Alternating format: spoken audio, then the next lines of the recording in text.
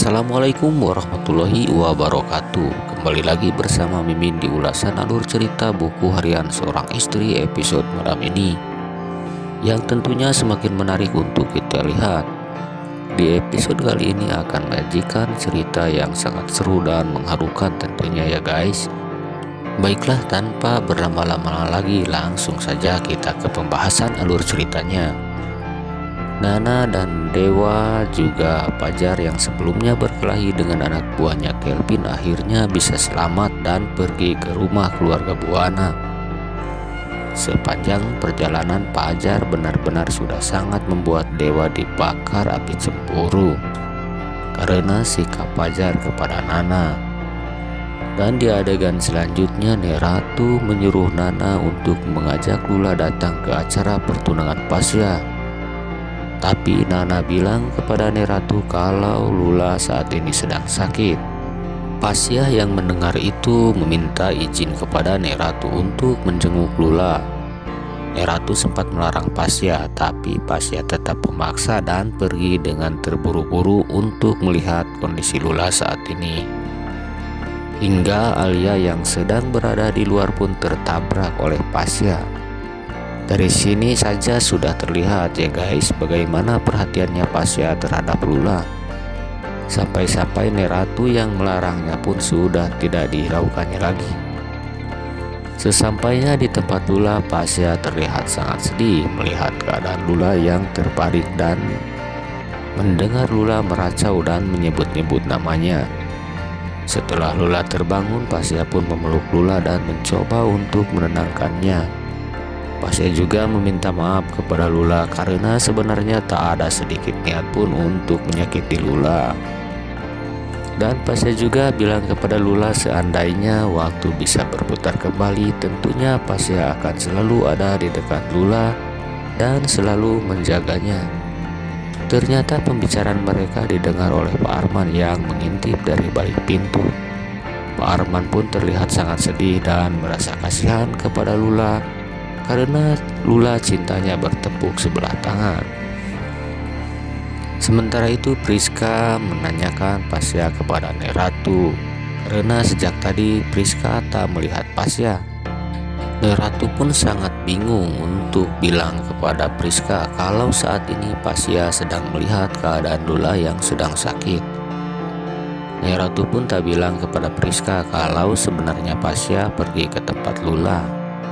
Di situ Priska akhirnya tahu kalau sebenarnya Nana pernah dipenjara karena Neta yang berada di situ keceplosan bilang kepada Priska kalau Nana pernah sama-sama dipenjara dengannya. Priska pun nampak kaget karena dia baru saja tahu kalau sebenarnya Nana mantan narapidana. Sementara itu Lula akan memaksakan dirinya untuk pergi ke acara pertunangan Pasya meskipun Pasya sudah melarangnya karena kondisi Lula saat ini sedang kurang sehat. Begitu juga dengan Pak Arman. Pak Arman juga melarang Lula untuk pergi, tapi Lula tetap ingin pergi ke acara pertunangan Pasya karena dengan melihat Pasya bertunangan dirinya bisa untuk sadar diri dan bisa melupakan Pasya. Sesampainya di rumah Buana, Priska sangat kaget melihat kedatangan Pasya dengan Lula.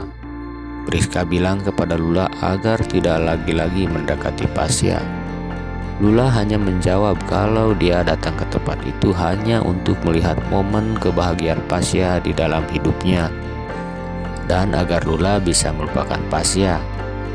Ketika pertunangan Pasya sedang berlangsung, tiba-tiba Lula jatuh pingsan karena Lula sudah tak kuat lagi melihat Pasya dan Priska saling memakaikan cincin pertunangannya.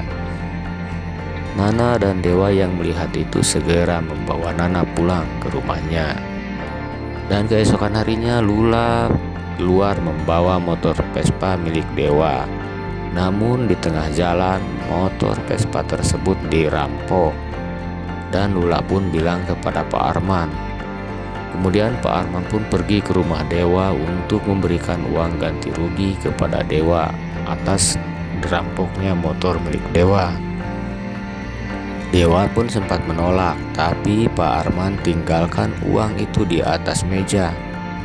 Dan ternyata perampok itu adalah suruhan Pak Arman yang menyuruh mereka untuk mengambil motor Dewa di rumahnya. Tapi preman itu melihat motor Vespa yang diincarnya dipakai Lula.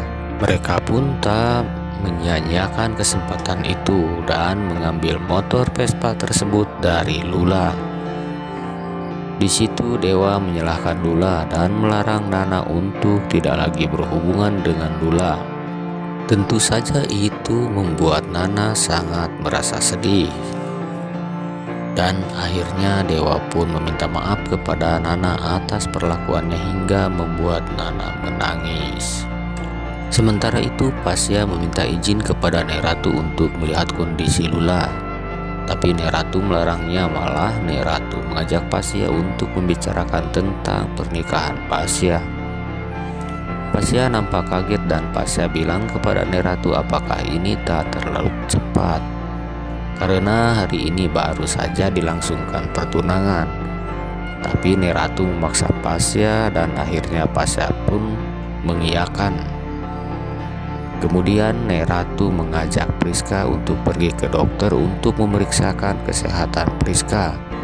Karena seperti biasanya ya guys, wanita yang akan menikah harus diperiksakan dulu kesehatannya ke dokter.